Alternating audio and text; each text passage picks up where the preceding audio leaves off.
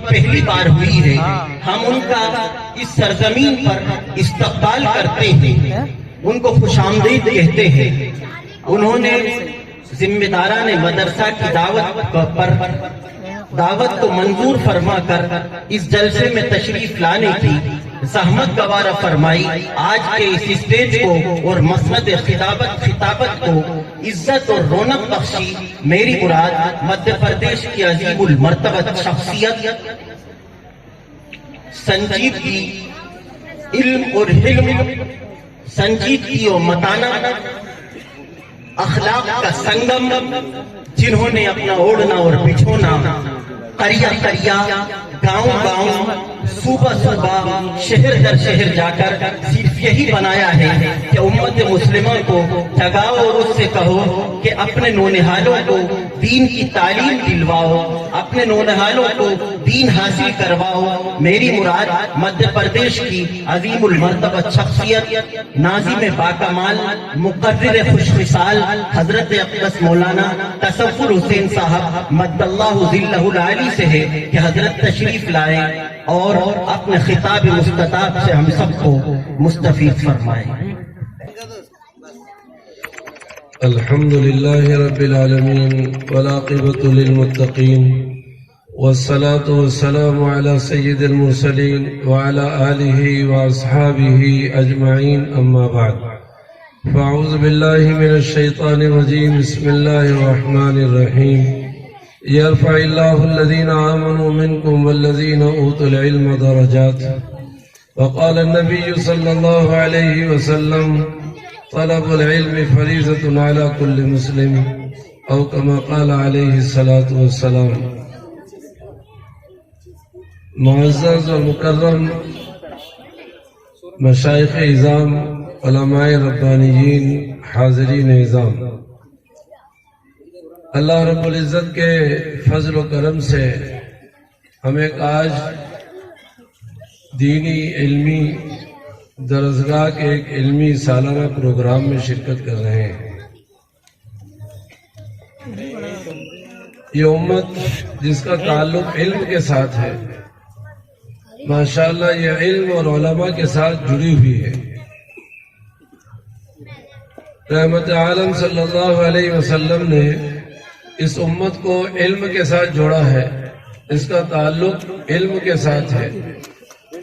اگر یہ امت علم کے ساتھ جڑی رہی تو رحمت عالم صلی اللہ علیہ وسلم کہ وہ جو اسرار و رموز اور وہ جو حکم اور آپ کے جو فرامین، آپ کے اقوال، اعمال، افعال، آپ کی حیات طیبہ کو یہ سمجھ سکتی ہے۔ اگر اس کے پاس علم ہے تو یہ قرآن اور قرآن کی ان آیات کا جو مزہ ہے، جو اس کی حقیقتیں ہیں، اس کی جو کیفیتیں ہیں، یہ اس کو پا سکتی ہے۔ پورا قرآن ان بچوں نے اپنے سینوں میں لیا اور آپ کے سامنے اس کو پیش کیا۔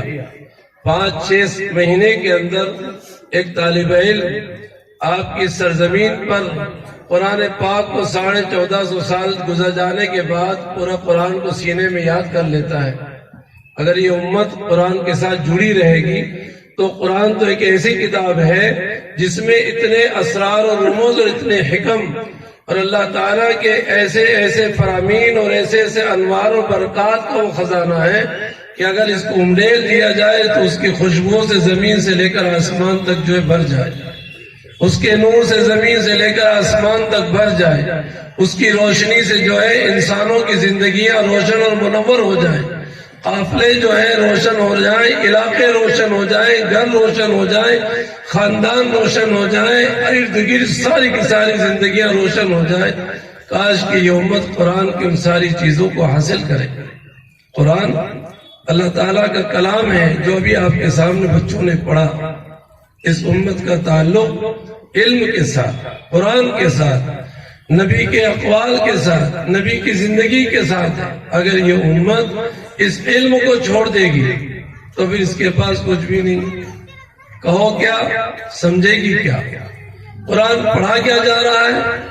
بولنے کا مقصد کیا ہے؟ آنے کے مقاصد کیا ہیں؟ قرآن کے نازل ہونے کا مقصد کیا ہے؟ نبی کی تشریف آوری کا مقصد کیا ہے، نبی کی روشنیوں کے ساتھ اس تشریف لائے اس دنیا میں، اور یہ امت جو ہے ان روشنیوں کو بھلا کر پسے پش ڈال کر پھر یہ امت اپنی من مرضی کے ساتھ جیے، تو اس کے پاس پھر وہ خزانے، وہ علم، وہ برکات کہاں اس کے پاس ہو۔ پانی کی بوتل رکھی وہ ہے گرم پانی، جزاک اللہ۔ حضور پاک صلی اللہ علیہ وسلم نے شروع دن سے یہ بات فرمائی کہ علم کا طلب کرنا اس امت پر فرض ہے۔ اگر اس امت نے اتنا علم حاصل نہیں کیا جس سے یہ حلال اور حرام کی تمیز نہ کر سکے تو پھر یہ کیا کرے گا؟ قرآن پاک فرماتا ہے کہ اس کا مرتبہ جو ہے ایمان کی وجہ سے اور علم کی وجہ سے بڑھا۔ اگر اس کے پاس علم نہیں ہوگا تو یہ ایمان کی ان کمالات اور کیفیات کو کیسے پائے گا؟ حضور نے فرمایا ایمان کے 70 سے زیادہ شعبے ہیں، ایمان کے 70 سے زیادہ شعبے ہیں، اعلیٰ لا الہ الا اللہ اور ادنا اماطۃ الاذی عن الطریق والحیاء شعبۃ من الایمان۔ لیکن جب اس کے پاس وہ ایمان کے وہ مراتب اور ایمان کے وہ درجے یہ جب معلوم ہی نہیں کرے گی اس کو، اس کے پاس اس کا علم نہیں ہوگا کہ ایمان سے اس کے درجے شروع ہوتے ہیں اور اخیر میں آ کر اس کی جو زندگی کے اخلاق اور اس کے جو اعمال ہوتے ہیں وہاں آ کر وہ ختم ہوتا ہے، تو یہ امت اپنے کمالات تک باقی کیسے رہے گی؟ اسی لیے حضور اکرم صلی اللہ علیہ وسلم نے ارشاد فرمایا کہ اس امت کا تعلق علم کے ساتھ ہونا چاہیے۔ اگر اس کے پاس علم ہے، ساری دولتیں ہیں، سارے خزانے ہیں، ساری روشنیاں ہیں، سارے احکام ہیں، سارے اخلاق ہیں، سارے کردار ہیں، ساری مرتبتیں ہیں، ساری بلندیاں ہیں، ساری شانیں اس کے پاس ہیں، ساری عزت اس کے پاس ہے، اگر علم نہیں تو پھر اس کے پاس کیا ہے؟ سیرے رحمت عالم صلی اللہ علیہ وسلم نے ابھی ایک بچے نے تقریر کی، فضل العالم، ایک بچے نے تقریر کی، عالم کی فضیلت، جاننے والے کی فضیلت، علم رکھنے والے کی فضیلت، قرآن کا علم، حدیث کا علم، نبی کا علم، شریعت کا علم، وہ ایمان اور اخلاق کا جو علم رکھتا ہے اس کی مثال اس بچے نے آپ کے سامنے پیش کی، آپ ہی کے ادارے کا اور آپ ہی کا بچہ، فضل العالم۔ حضور نے فرمایا الناس کلہم حلقہ الا العالمون، سارے کے سارے لوگ ہلاکت کے اندر ہیں، ہلاک ہیں، ان کو قدم قدم پر اپنی ہلاکتوں میں پڑنے کا اندیشہ ہے، وہ اپنی ہلاکتوں سے بچ نہیں سکتے، وہ اپنی ہلاکتوں سے بچ نہیں سکتے۔ حضور نے فرمایا لوگ تو ہلاکت کے دہانے پر ہیں، ہلاکتوں میں ہیں، ہلاک ہو جائیں گے، کس کی بنیاد پر؟ جہالت کی بنیاد پر۔ اگر لوگوں کے پاس علم نہیں ہوگا اور جہالت ہے تو پھر سمجھ لیجئے کہ قدم قدم پر نفس کے فریب میں، شیطان کے فریب میں، فتنوں میں، نہ معلوم کن کن مصیبتوں میں وہ ہر لمحے اپنی ہلاکتیں دیکھتے رہیں گے، عجیب عجیب ہلاکتوں میں، جہالتوں کی بنیاد پر۔ لوگ اپنی جہالت کی بنیاد پر ایسی ہلاکتیں مول لے رہے ہیں جس میں قرآن میں کہا وَلَا تُلْقُوا بِأَيْدِيكُمْ إِلَى التَّهْلُكَةِ، تم اپنے آپ کو اپنے ہاتھوں سے خود بھی اور اپنی نسلوں کو بھی اور اپنی پوری کے پورے سماج اور معاشرے کو بھی تم اپنے آپ کو ہلاکت پہ تو مت ڈالو۔ کس کی بنیاد پر؟ آدمی کو معلوم ہی نہیں، اس کو علم ہی نہیں۔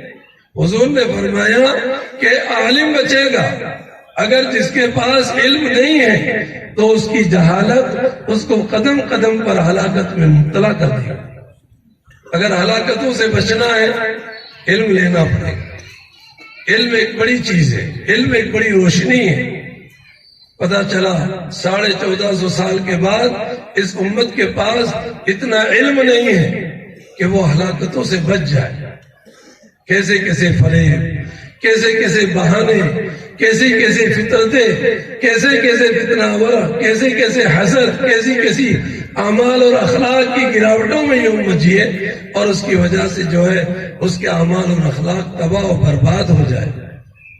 اس کے پاس علم اس کے بات کرو تو قرآن نے کہا کہ نہیں ان سے بات نہ کرو.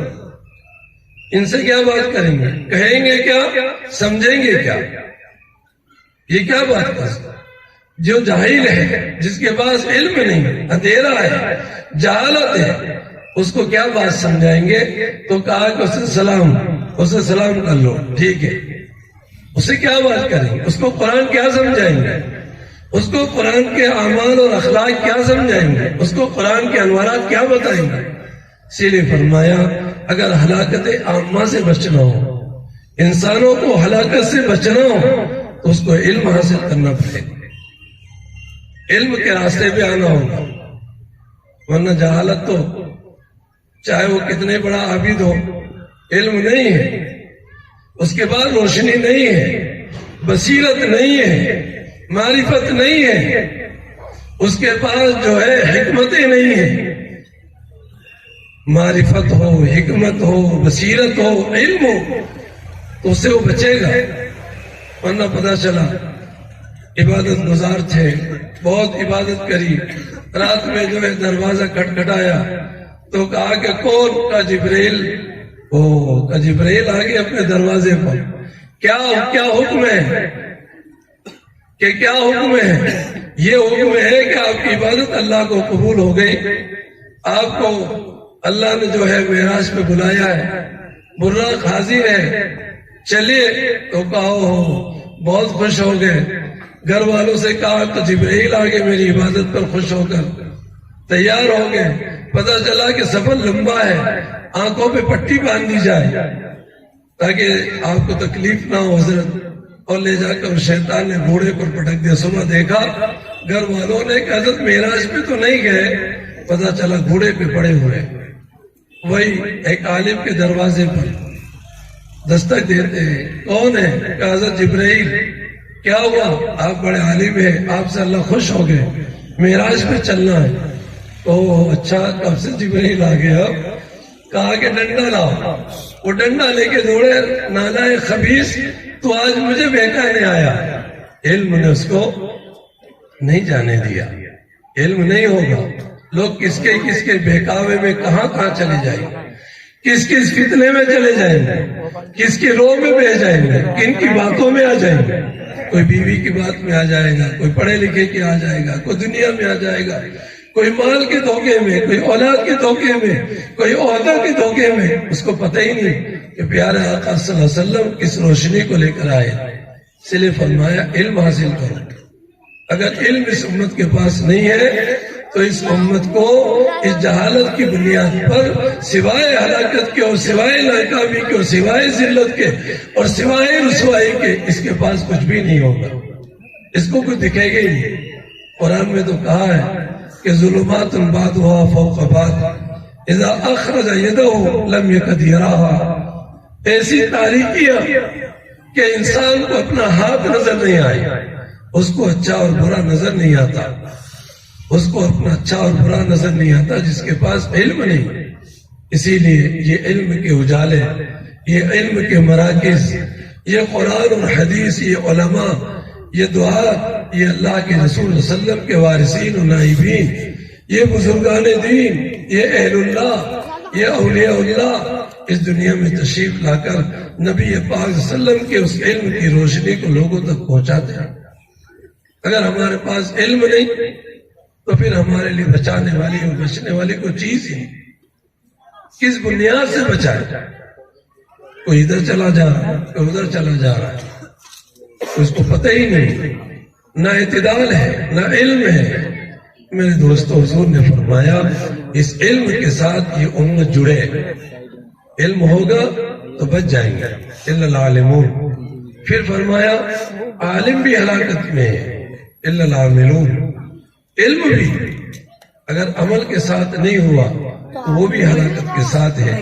علم بھی صحیح، تربیت صحیح، اخلاق صحیح، اس کے علم کے ساتھ اس کا عمل صحیح. اسی لیے بزرگان دین، یہ جو بستیاں ہیں جن کو کہا جاتا ہے کہ پرانے بزرگان دین کی بستیاں ہیں، یا اہل اللہ کے گزر، یا اہل اللہ کے مدفن، یا اہل اللہ بے موجود ہے یا قبرستان کے اندر، اور اہل اللہ ان بستیوں میں آئے ہیں۔ اللہ کرے کہ ہر دور کے اندر اہل نسبت اور اہل معرفت ان بستیوں میں موجود رہے۔ جب یہ مشائخ اور بزرگوں کی بستیاں ہیں، ابھی ہمارے نوجوانوں سے پوچھے ولی کس کو کہتے ہیں، شیخ کس کو کہتے ہیں۔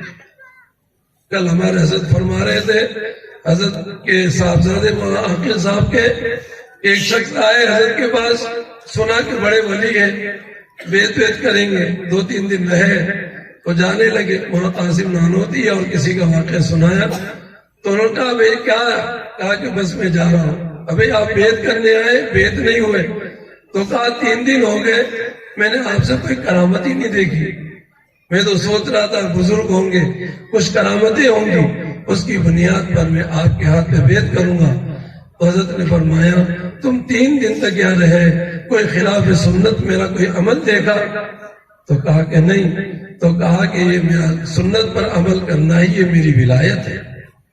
لوگوں کو معلوم ہی نہیں کہ ولی کیا ہے، قطب کیا ہے، مشائخ کیا ہے، اہل معرفت کیا ہے، اہل تقوی کون ہے، اہل باطن کون ہے، اہل طریقت کون ہے۔ یہ مشائخ ہمارے پاس بیٹھے ہوں اور اس امت کو اپنی اصلاح کے لیے کوئی جگہ ہی نہ مل رہی ہے، یہ کہاں بیٹھی ہے؟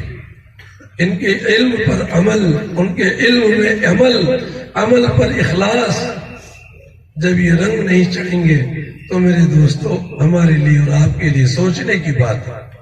اگر ہمارے اساتذہ خالی سینوں کو قرآن سے روشن کر دیتے ہیں ان کی محنت سے، تو ہمارے مشائخ بھی اپنے قلوب کو، لوگوں کے جو ویران دل ہوتے ہیں، جو محبت الہی سے خالی ہوتے ہیں، عشق الہی سے خالی ہوتے ہیں، نور محبت سے خالی ہوتے ہیں، تو وہ مشائخ پہ لوگوں کے قلوب کو روشن کرتے ہیں۔ یہ دل روشن کیسے ہوتے ہیں؟ یہ مجمع ان اجالوں سے تو روشن ہے، اتنا اجالا جس کی وجہ سے آنکھیں چلی آ رہی تھی، بند کرنا پڑا۔ اتنے بڑے بڑے ہائی مارکس ہم نے ایک جگہ دیکھا، شادیوں میں تو دیکھا ہوگا کہ وہ نور کئی کلومیٹر تک آج کل لائٹیں ڈالی جاتی ہیں۔ تو یہ دنیا کے اجالے ایسے نظر آتے ہیں، ان حافظ قرآن کے سینوں سے جو نور پھوٹتا ہے وہ زمین سے لے کر آسمان تک بھر دیتا ہے۔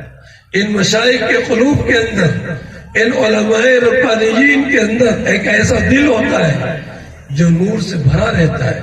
اگر یہ امت ان کے ساتھ جڑے گی نہیں، ان کو پتہ ہی نہیں ہوگا، تو پھر وہ کیسے فائدہ اٹھائے گی؟ کتنے سال ہو گئے، برسا برس ہو گئے، کتنی تقریریں سنی، کتنے جلسوں میں رہے، 50 سال سے ہم 50 جلسوں میں شریک ہوتے ہیں، لیکن میرے دوستو قرآن کے انوارات کو اپنی زندگیوں میں نہیں اتار پائے، قرآن کے اخلاق نہیں لے پائے، قرآن کی زندگی نہیں بنا پائے۔ وہ علم جو حقیقی علم ہے اس کی طرف ہماری کمی ہے، توجہ نہیں ہے۔ قرآن آتا ہے، قرآن کا مہینہ آتا ہے، قرآن کی راتیں آتی ہیں، قرآن کے انوارات آتے ہیں، لیکن یہ امت کھانے پینے میں رمضانوں میں ایسی گزارتی ہے کہ اس کے نوجوانوں کو یہ شعور نہیں ہے کہ تراویح کیا ہے، قرآن کیا ہے۔ رمضانوں میں مسجدوں میں بیلے لگے رہتے ہیں، دھوم ہوتی ہے، چیخ و پکار ہوتا ہے، بے ادبیاں ہوتی ہیں، ان کو پتہ ہی نہیں کہ قرآن پڑھا جا رہا ہے، قرآن پڑھا جا رہا ہے۔ جب کوئی قرآن پڑھتا ہے تو سارے مجمع، سارے علاقے خاموش ہو جاتے ہیں، قرآن پڑھا جا رہا ہے۔ لیکن اس امت کا نوجوان ان مسجدوں میں جب رمضان میں جاتا ہے اس کو پتہ ہی نہیں کہ قرآن کے سامنے مسجد میں کیسے ادب کے ساتھ کھڑا رہا، اس کو معلوم نہیں، اس کو پتہ ہی نہیں، اس کو کسی نے بتایا ہی نہیں۔ وہ تو سوچتے ہیں کہ تراویح پڑھنا ہے، کچی پکی، کوئی 3 دن میں، کوئی 7 دن میں، کوئی 10 دن میں، کوئی 15 دن میں 2 3 پارے بیچارہ حافظ پڑھتا ہے، اور یہ آخری رکوع کے اندر شریک ہو کر اپنے آپ کو جو ہے 2 4 8 دن میں تراویح پڑھ کر اپنے آپ کو قرآن کا حق ادا کرنے والا بتا دیتا ہے۔ ایسا نہیں ہوتا، ایسا نہیں ہے۔ قرآن کے ایک آیت، اس کے اندر جو نور اس کے اندر جو علم، اس کے اندر جو معرفت، اس کے اندر جو حکمت، اس کے اندر جو اللہ کا حکم، اس کے اندر اللہ کی جو منشا، اس کے اندر جو اللہ کا پیغام، وہ اس امت کو لینا چاہیے. کس کو بتائے؟ قرآن کی تفسیر کر نہیں سکتے، قرآن کی تفسیر کا وقت نہیں، نہ بیٹھنے والے، نہ سنانے والے، نہ سننے والے. میرے دوستوں کس کو سنائے؟ اسی لیے تو حضور نے فرمایا عالم ہو جاؤ، عالم ہو جاؤ.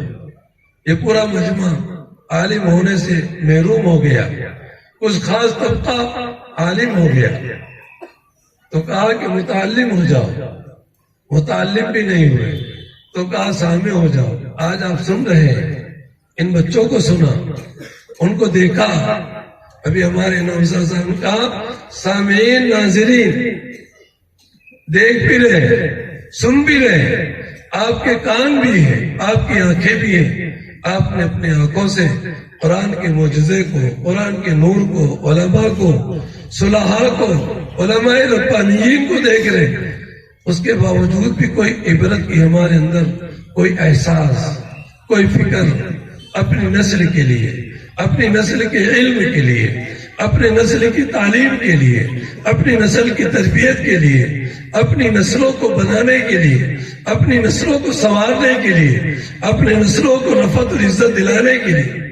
ابھی آپ دیکھ رہے ہیں یہ جو چشم و چراغ ہمارے سامنے بیٹھے ہیں، یہ اپنے اسلاف کے دادا، ابا، یہ ان کے بیٹے، چوتھی نسل یہ بیٹے ہمارے سامنے یہاں آپ کے پاس مدفون ہے. یہ علماء اور صلحاء کے جو قافلے آپ کی بستیوں میں آئے، پہلے فلاں مفتی، اس کے بعد ان کے بیٹے مفتی، برسا برس سے کتنا استفادہ یہ امت کر رہی ہے. کتنے لوگ ان کے ساتھ جڑے ہوئے ہیں، کتنی روحانیت ان کی آ رہی ہے، کتنے ان کی روحانیتوں سے، ان کے تزکیے سے، ان کے علم سے کتنے لوگوں کو فائدہ ہو رہا ہے. یہ پوری کی پوری بستیاں مسلمانوں کے علاقوں کی ہے. اگر ہم نے ان سے استفادہ نہ کیا، ان کی برکتیں حاصل نہ کی، ان کے سامنے زانوے تلمس پیش نہ کیا، تو پھر کیسے ہوگا؟ سنتے سنتے تھک جائیں گے. صحابی آئے، اللہ کے رسول مجھے کچھ اعمال بتا دیجیے. حضور نے فرمایا نماز پڑھ لو، روزہ رکھ لو، یہ کر لو، حج کر لینا. 4 باتیں بتائی. ہو سکتا ہے اس میں فرض نہیں تھا، باتیں فرمائی کہ نماز، روزہ، ٹھیک. وہ جانے لگے اور کہا کہ میں اس پر نہ زیادہ کروں گا نہ کم کروں گا. حضور نے فرمایا صحابہ سے جس کو جنتی دیکھنا ہو، یہ جو لمبے ہاتھ والا جا رہا ہے یہ جنتی ہے، تھوڑی دیر میں جنت کے فیصلے ہو جائیں. اپنے آپ کو ان علماء کی مجلسوں میں بیٹھ کر سعادت مند سمجھ کر، قرآن کی مجلسوں میں بیٹھ کر سعادت مند سمجھے اور فیصلہ کر کے جائیں کہ انشاءاللہ ہم اپنی زندگی کو اندھیروں سے نکال کر اجالوں میں لانے کی کوشش کریں گے. ہمارے گھروں میں چراغ جلائیں گے، ہمارے گھروں میں قرآن کی شمع روشن ہوگی، ہمارے گھر اور ہمارے خاندان قرآن کی روشنیوں سے جگمگائیں گے. اگر ہم نے فیصلہ کیا تو ان قرآنی مجالس میں بیٹھ کر انشاءاللہ ہمیں فائدہ ہوگا. سننے والے آپ کا سننے کا حق ہے، بولنے والے کو بولنے کا حق ہے. جس کو یہ بٹھایا گیا اس کی ذمہ داری ہے. جیسا یہ کہہ رہے ہم نہیں کہنے رہے. ہمارے حبیب نے فرمایا کہ فَاصْدَعْ بِمَا تُؤْمَرُ، فَاصْدَعْ بِمَا تُؤْمَرُ. ہمارے حبیب سے اللہ نے فرمایا کہ جو آپ کو حکم دیا گیا ہے ان کو پہنچا دو. یہ جبال علم، یہ راسخین علم، یہ آپ کے پاس آئے ہیں وہ بات کہنے کے لیے جس کو نبی اکرم صلی اللہ علیہ وسلم نے فرمایا. علم کی چراغ، علم کی بات، علم کا پیغام لے کر اس امت کے پاس یہ علماء علاقوں میں گھوم رہے ہیں. گھر گھر جا کر ہر کچے اور پکے گھر کے اندر علم کی صحیح شمع جلانے کی ذمہ داری ہمارے اوپر ہے. ہم علماء کا ساتھ دے کر، علماء کے کاندھوں سے کاندھا ملا کر مدارس کے تعاون کے لیے کھڑے ہو کر ان کو تقویت دیں. 95 سال کا یہ ادارہ، 95 سال کا یہ بوڑھا ادارہ اگر اس کے بڑھاپے پہ ترس نہیں کھایا تو کل اللہ میں کیا جواب دیں گے؟ دولت والے کیا جواب دیں گے؟ مال والے کیا جواب دیں گے؟ علاقے کے ذمہ دار کیا کہیں گے؟ یہ بوڑھا 95 سال کا مدرسہ آپ سے مطالبہ کر رہا تھا، پورا علاقہ علم اور علم والوں سے بھرا ہوا تھا، صدیہ اس علاقے پر جہاں صدیوں سے علماء ربانیین اور مشائخ کا ورود ہوا۔ ابھی حضرت فرما رہے تھے ایسے ایسے بزرگ گزرے جن کی توجہ، جن کی نظروں سے اللہ تعالیٰ نے ان سب کی جھولیوں کو بھرا، کیسے روحانی لوگ۔ تو کیا ابھی کوئی روحانی لوگ نظر نہیں آتے؟ کیا ابھی کوئی روحانی لوگ ختم ہو گئے؟ کہ یہ نوجوان علماء جو ہمارے حضرت فرماتے تھے کہ پیدا ہوتے ہی مدرسے میں اور برسا برس 15 20 سال پڑھے اور پھر اس کے بعد 20 25 سال تک پڑھائیں۔ ابھی آپ کے حضرت جو ہمارے حضرت کے ساتھی ہیں، اللہ اکبر، جن کی چوکھٹوں سے ہمیں 2-4 لفظ ملے، 20 سال وہاں رہے، 28 سال یہاں ہو گئے، 50 52 58 سال، اور آپ کے سامنے یہ بوڑھا ابھی اپنے کاغذ و قلم لے کر آپ کے پاس بیٹھا ہوا ہے۔ میرے دوستوں، ان بوڑھے علماء پر، ان کے علم پر اور ان کے کام پر اگر آپ اعتماد کر کے ان اداروں کو ترقی نہیں دیں گے تو پھر کب دیں گے؟ آپ کو ان بوڑھے مدرسوں کی لاج نہیں۔ اللہ تو آپ کی بڑھاپے کی داڑھیوں کی لاج رکھتا ہے۔ آپ اپنا پیسہ، اپنی جان اور مال، اپنی محبتیں، اپنا تعاون، اگر ان بوڑھے اتنے صدیوں کے گزر جانے کے بعد اگر آپ ان اداروں کی تعمیر، ان کی ترقی، ان کی بلندی اور ان کی رفعت میں تعاون نہیں کریں گے تو پھر اور کس بات کا انتظار کریں گے؟ یہ بوڑھا اور بوڑھا ہو جائے گا تو پھر کیا ہوگا؟ بوڑھوں کو سنبھالنے کا کام آپ کا ہے۔ یہ جو مجمع بیٹھا ہے 95 سال کا محتمم، 95 ہو سکتا 80 ہو، زیادہ بول رہے ہیں۔ ہمارے حضرت فرما رہے ہیں ابھی غازی صاحب تو ویسے ہی ہمارے غازی ہیں اور پھر ولی بھی ہیں، 2 نام ہیں ان کے، غازی اور ولی۔ کیا کہنا، بات عجیب ہے۔ غازی، غازی تو ویسے میدان کارزار میں چلے جائے تو وہ تو غازی ہے، اگر ادھر چلا گیا تو کیا کہنا، اور اگر ادھر آ گیا تو کیا کہنا۔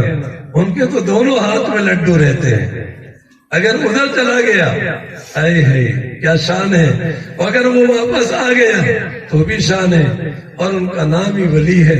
پہچاننے والے ان کے قلوب کے فکر و درد کو دیکھیں۔ انہوں نے بھی ایک پرچہ دیا، میں نے ایک لائن پڑھی، کہا کہ بار بار یہ احساس ہوتا تھا کہ غازی کب تک تو خاموش کمروں میں بیٹھا رہے گا، یہ امت کو جگانے کا، اس امت کو بیدار کرنے کا یہ وقت ہے تو سو رہا ہے۔ یہ خود حضرت کے الفاظ میں نے زیادہ نہیں پڑھے، یہ گھڑی انعام میں دے رہا ہوں کہ ہمارے لیے دے رہا ہوں، یہ گھڑی ہمارے لیے اتنا انعام دیا آپ نے، میں سوچ رہا تھا کاش کہ وہ حافظ میں بھی ہوتا، ہم کو تو دیا ہی نہیں، ہم سمجھ رہے کہ استادوں کو مل گیا اور جو مہمان خصوصی ان کے لیے الگ سے ہوگا تو وہ شاید پھر بعد میں دیا جائے گا نہیں۔ تو یہ غازی اور ولی اور یہ آپ کے یہ امیر، یہ آپ کے امیر جو آپ کے موجود ہیں، اگر ان بوڑھوں کا لاج اور ان بوڑھوں کی خبر اور ان بوڑھوں کا تعاون اور اس بوڑھے اداروں کے ان ذمہ داروں کو اور ان نوجوانوں کو اگر آپ نے نہ سنبھالا تو پھر کون سنبھالے گا؟ آپ کے اوپر ذمہ داری ہے، آپ نے ایک ہاتھی باندھا ہے، آپ نے مہمان رسول کو قائم کیا ہے، آپ نے مہمان خانہ بنایا ہے، آپ طلباء کو لائے ہیں، آپ نے علم کے اس مرکز کو یہاں بنایا ہے۔ کس کی ذمہ داری؟ طالب علم اگر بھوکا رہا، عالم اگر بھوکا رہا، ادارے کی ضرورتیں پوری نہ ہوئی، ادارے کی بلڈنگیں نہ بنی، ادارے کی کفالت آپ نے نہ کی تو پھر آپ سے پوچھا جائے گا۔ پڑوسی بھوکا سو جائے، پڑوسی بھوکا سو جائے، آپ مکان پہ مکان، شادیوں پہ لاکھوں روپے اڑائیں اور مدرسے والے بیچارے قصر کرسی میں 2-4 کمروں کی آپ سے درخواست کریں تو پورے سال میں اتنا بڑا مجمع مل کر کمرے نہ بنا سکے تو کون بنائے گا؟ کون ذمہ داری کرے گا؟ یہ چھوٹا سا تقاضا 40 لاکھ کا تقاضا کیا ہے؟ یہ مجمع اگر کھڑا ہو جائے تو کتنے پیسے ان کے حصے میں آئیں گے؟ کتنے حصے آئیں گے؟ 40 لاکھ. ابھی آپ کے بیٹے کی شادی ہو تو 10 لاکھ 20 لاکھ ویسے ہی خرچہ کر دیں گے. اس کی ذمہ داری ہے ان کا تعاون، ان سے محبت. جو سنا ہے، جو آپ نے دیکھا ہے، آپ کی زمین پر یہ زمین ابھی کاش کے لائق ہے. آپ کا بچہ جس نے نعت پڑھی، اگر یہ کوئی انڈسٹری میں چلے جاتا، فلم انڈسٹری میں چلے جاتا، یہ گلوکار بن جاتا، یہ گانا گانے لگ جاتا، اس کو ایک گانے پر لاکھوں روپے دیے جاتے. اس میں کیا ادائیگی ہے؟ اس میں کیا اطمینان ہے؟ اس کے آواز میں کیا کشش ہے؟ اس کی آواز میں کیا پیار ہے؟ اس کی آواز میں کیا بلندی کے سارے بزرگان دین جھومنے لگے. اگر یہ بچہ گانا گا دیتا، لیکن اللہ نے اس کی آواز کو قرآن کے لیے وقف کیا ہے. آپ دیکھیے تو صحیح، آپ کی زمینیں اور آپ کی نسلوں کے دل ابھی جو ہے کھیتی کے لائق ہے. اللہ سے دعا کریں کہ اللہ ہم سب کو ان کی قدردانی کی توفیق عطا فرمائے. نہ قدری نہ ہو. حضور نے فرمایا پانچواں مت بنو. ہم نے تو یہ کہا، بڑے بڑے مشائخ آئے اس مجمع سے بھی کہتے ہیں آپ سے کچھ نہیں مانگ رہے، لیکن کم سے کم ایک محبت بھری نگاہ تو دیکھ لو. آپ کیا دیں گے؟ صرف آپ سے یہ مطالبہ ہے کہ ان سے محبت کی نگاہوں سے دیکھ لو. اگر آپ نے سچی محبت کی نگاہ سے اس بچے کو دیکھ لیا، 5 مہینے والے کو دیکھ لیا، اس غازی کو دیکھ لیا، اس ولی کو دیکھ لیا، اس عالم ربانی کو دیکھ لیا، ہے کیسے سادات کے نوجوان جن کے چہروں کو دیکھ کر روشن ہو جائے دل ہمارے. اگر ان کو محبت کی نگاہوں سے دیکھ لیا تو یہ بار بار سنا ہے کہ اس کے صدقے میں اللہ ہماری نسلوں میں علم کے چشموں کو جاری کر دے گا. اللہ ہم سب کو اس کی توفیق عطا فرمائے، قدردانی کی توفیق عطا فرمائے. آواز پہلے ہی بیٹھے تھا، بڑے بڑے غازی اور ولی پیچھے بیٹھے ہیں، یہ بڑی محبت کرتے ہیں. سر پہ ان کا ہاتھ ہے ہمارے. ہم خدام کی لے سعادت کی بات ہے کہ اپنے مجموعوں میں ہمیں بٹھا لیتے ہیں. میرے دوستو، اللہ ہم سب ان کی قدردانی کی توفیق عطا فرمائے. آگے چونکہ گھڑی تھی، ہر مقرر آئے گا اس کے لیے الگ الگ گھڑی رکھی جائے گی، وہ اپنی گھڑی اپنے ساتھ لے کر بیان کی بات چلے جائے. آمین. وآخر دعوانا ان الحمدللہ رب العالمین. جزاکم